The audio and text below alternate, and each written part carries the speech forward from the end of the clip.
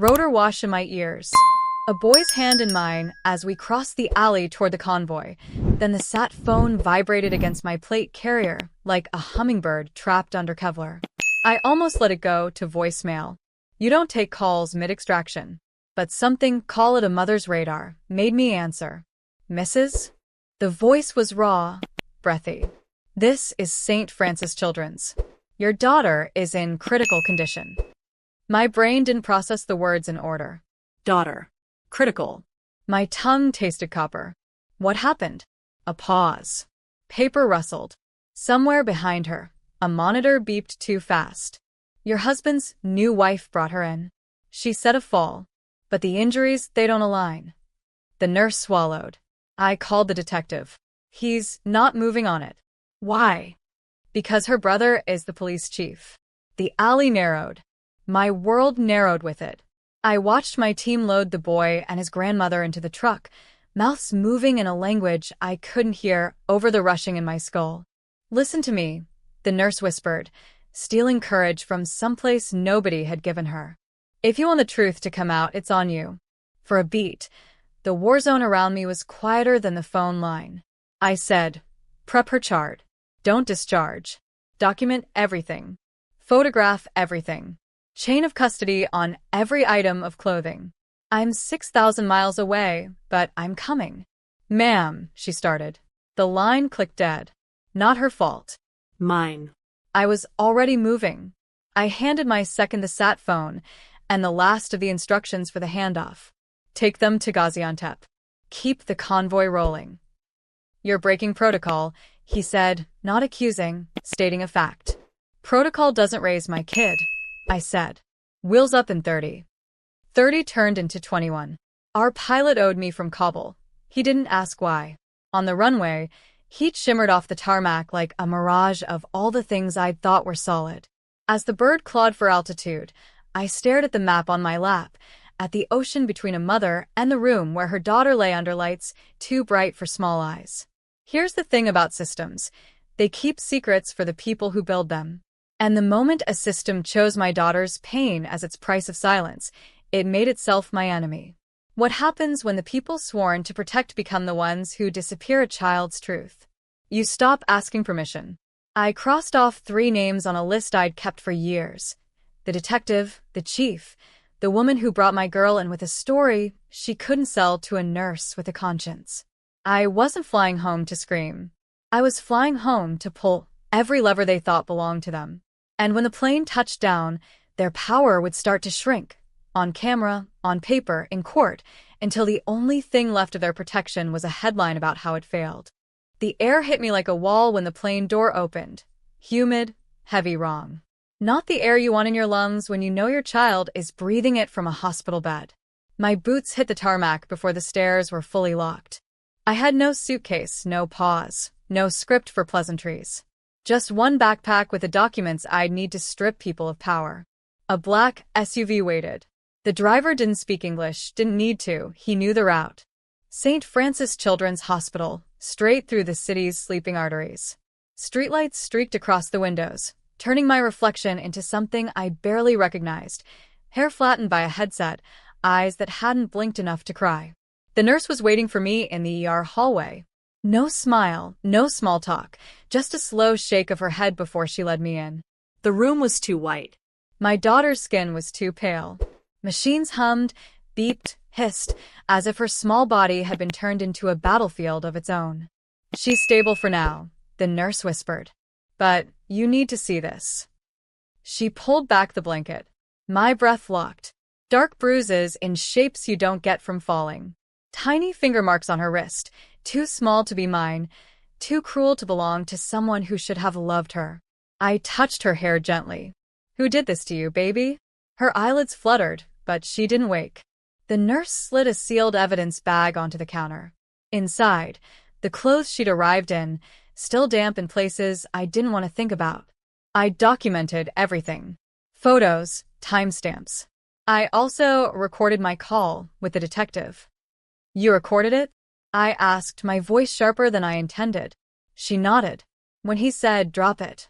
I knew you'd need proof. That was when the door opened, without a knock. She walked in like she owned the place. The woman my husband had married while I was still learning to breathe after the divorce papers. Her perfume hit first, then her voice, syrup over poison. "You're here," she said, almost smiling. "We should talk before you do anything rash."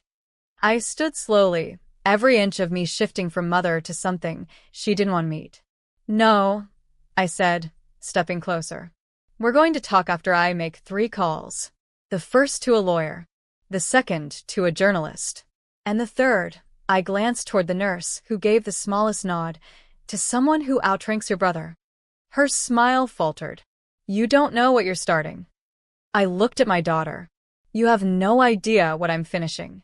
By the time she left the room, her perfume had already been erased by the scent of antiseptic and rage.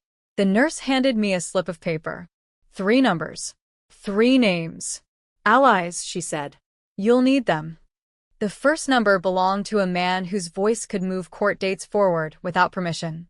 The second, to a journalist who had built a career exposing the kind of people who thought they were untouchable. The third was the kind of number you never store in your phone.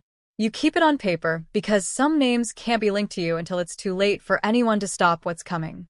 I stepped into the hallway and called the journalist first. "Who's protecting her?" I asked.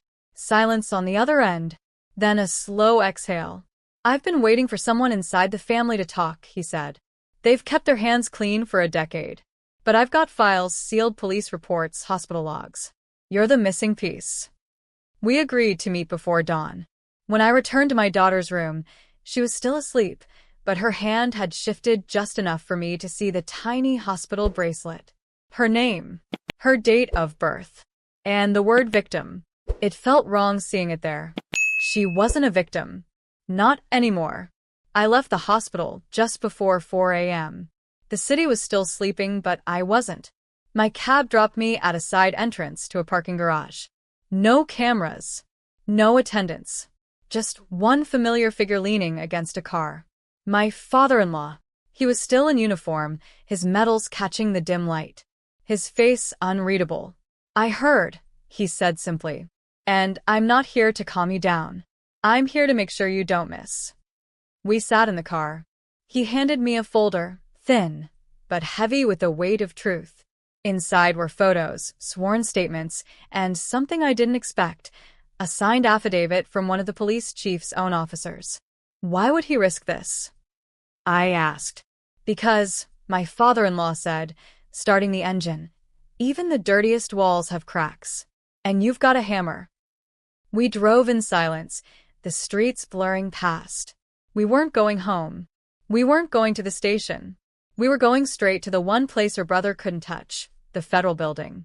By sunrise, they have a file so thick, the only way to close it would be in court. The lobby of the federal building was empty, save for a security guard who looked at us like we were bringing a storm inside. My father-in-law's badge and uniform cleared us through without a single question. On the 12th floor, a woman in a dark suit was already waiting. She didn't offer her name, just a small nod toward a conference room. Inside, the walls were lined with locked cabinets. She placed a black recorder on the table and pressed a button. "Start from the beginning," she said. I told them everything, the phone call in Syria, the hospital, the detective who never showed, the whispered warnings about the police chief. Every word felt like it scraped something raw inside me, but I didn't stop. When I was done, the suit reached into her folder and slid a photo across the table. It was my daughter, taken months before, sitting on a playground bench. The date stamp told me exactly when. I'd been overseas. She should have been in school. She was being watched, the woman said quietly.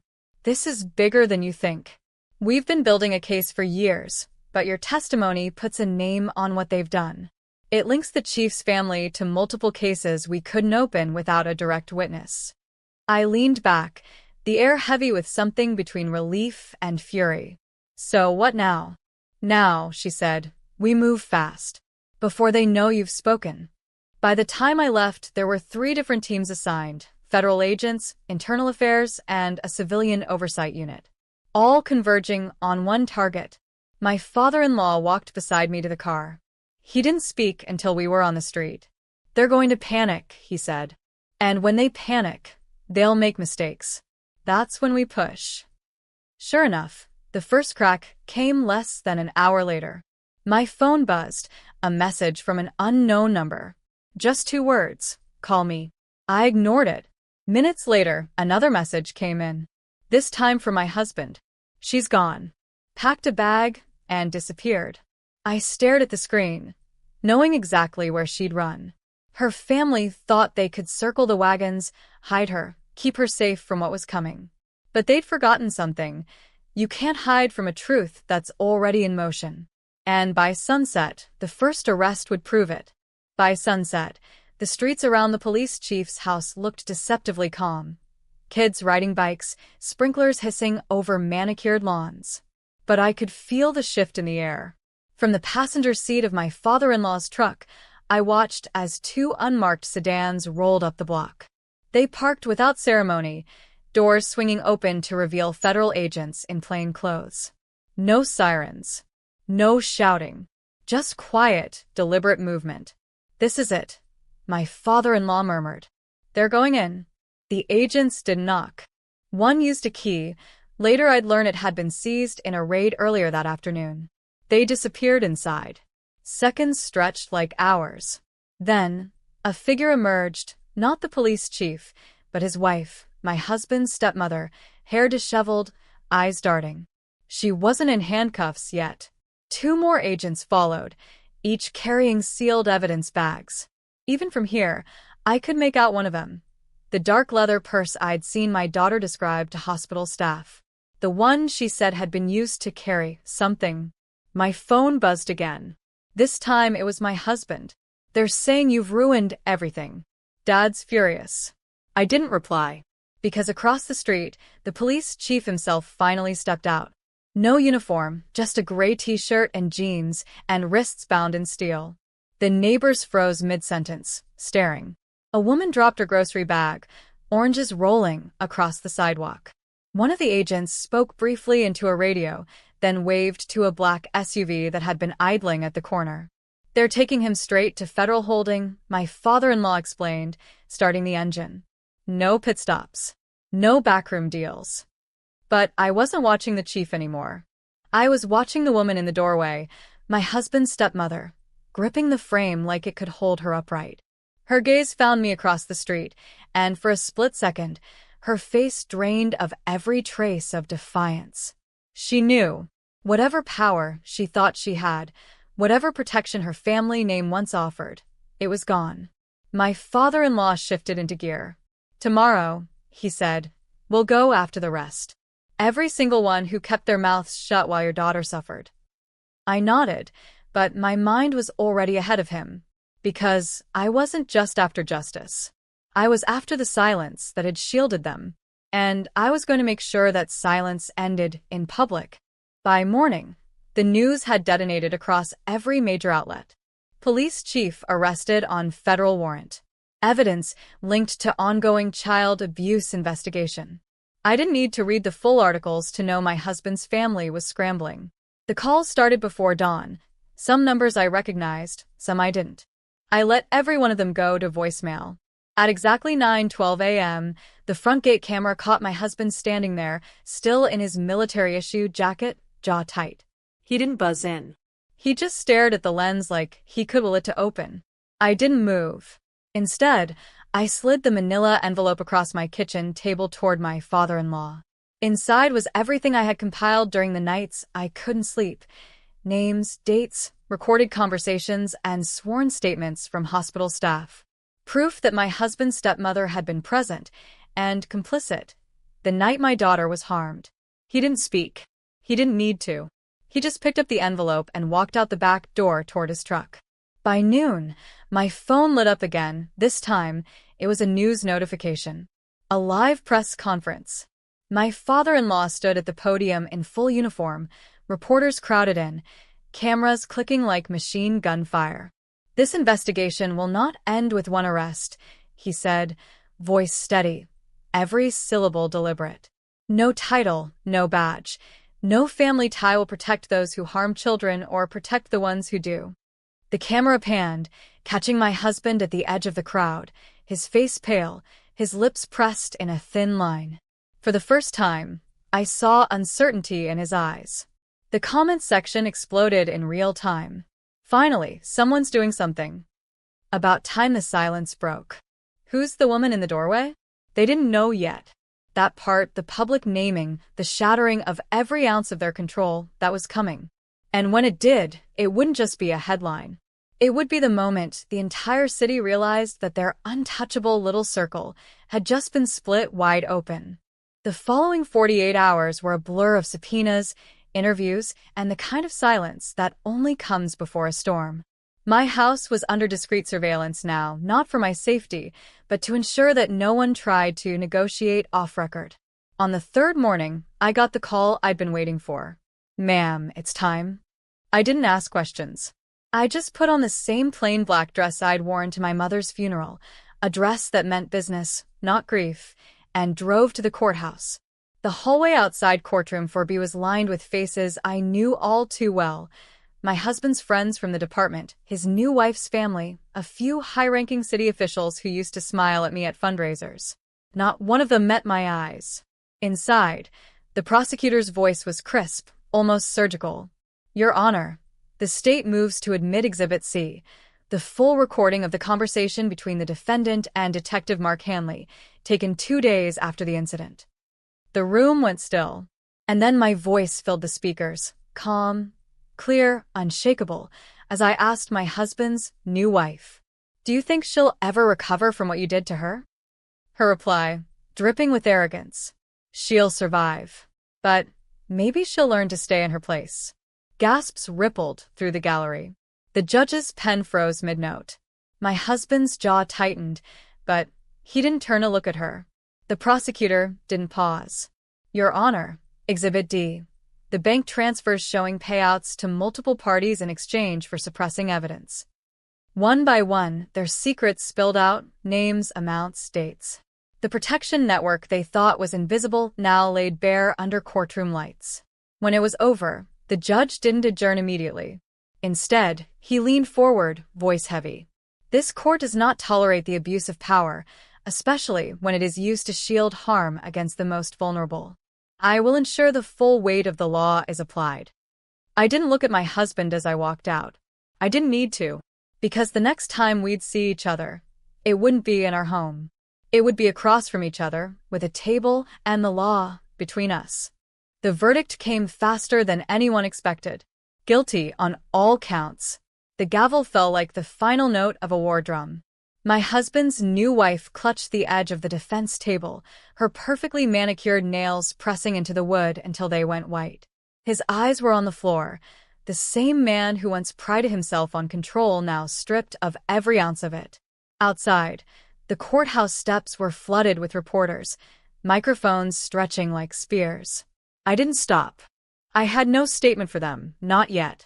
My only goal was to get home to my daughter, who was still recovering, still learning to sleep without fear. That evening, as I sat by her bedside, my phone buzzed with a message from an unknown number. I didn't know. I swear. It was from one of the officers who'd been at our house the night it happened, one who had laughed in my face when I begged for help. I typed back slowly. "You didn't want to know. And now you do." The days that followed were quiet. Not peaceful. Not yet. But a quiet that meant the storm had passed. The police chief, her brother, was forced into early retirement, his badge taken, his influence gone. The detective who refused to investigate lost his position and his pension. My husband, he would spend the next 20 years behind walls he once used to trap others. As for me, I didn't celebrate. Revenge hadn't been sweet. It had been necessary. One afternoon, as I was making tea, my daughter shuffled into the kitchen, her hair messy from sleep. She leaned against me and whispered, "Mom, you kept your promise." I didn't ask which one she meant. I just held her tighter. Because in the end, this wasn't about power or winning or making them fall. It was about making sure that every door they once used to hide their crimes was locked forever. And for the first time in months, when I looked at her, I didn't see fear. I saw freedom.